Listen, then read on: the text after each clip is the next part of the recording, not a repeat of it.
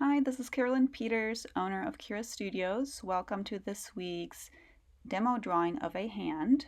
So as you can see, I'm starting out with a very loose gesture where I'm trying to connect the individual pieces with kind of fluid lines.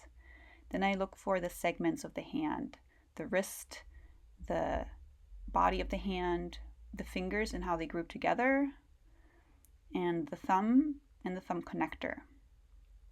Once I have that, I try to make those flat shapes into three-dimensional shapes by using plane changes, finding boxes. The body of the hand is kind of like a curved sponge. That thumb connector is like a triangular wedge shape. And once I have that, I plot the fingers.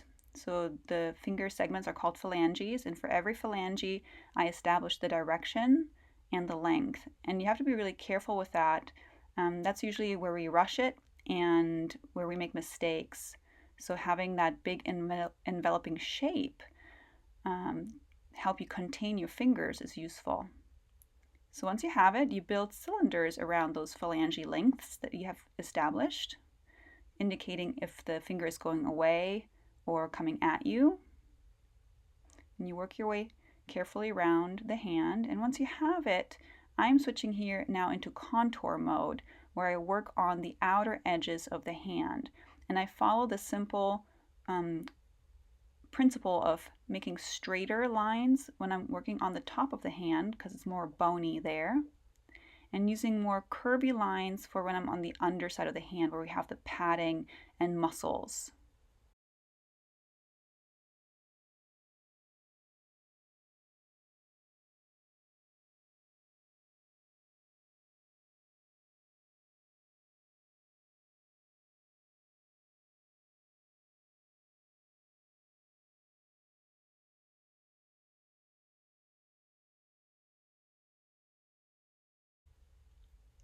At this stage, I'm starting to look at shadow patterns, and I'm realizing that my underlying line work is getting in the way, so I'm erasing it out.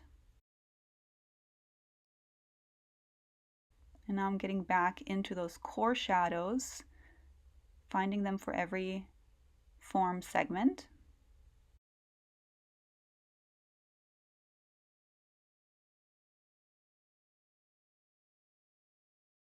And once I have the core shadows, I fill them in, including also cast shadows. Now I'm starting to look at some midtones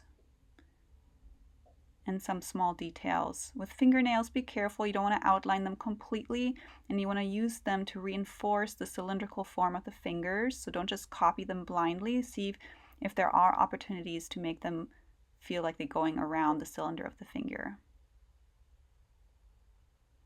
And when I'm applying tone, I even use that as an opportunity to remind the viewer that this is a cylindrical form, and I cross contour that midtone rather than just making it a flat tone. Here I'm starting to darken my core shadows.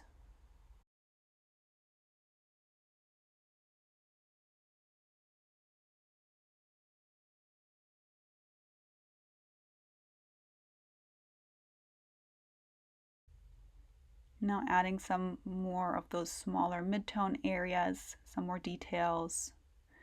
Trying to be careful not to let them upstage my shadows. The shadows have to be darker than the midtones.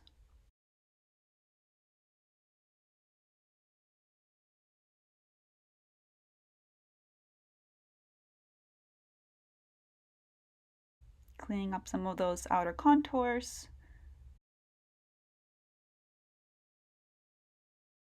Pushing some contrasts.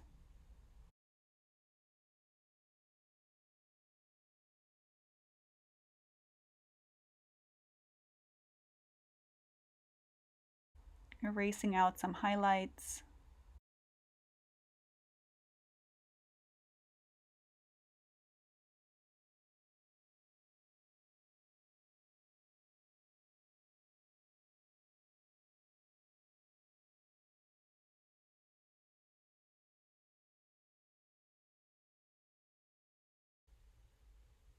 Making one more pass over that shadow shape under the thumb, darkening it.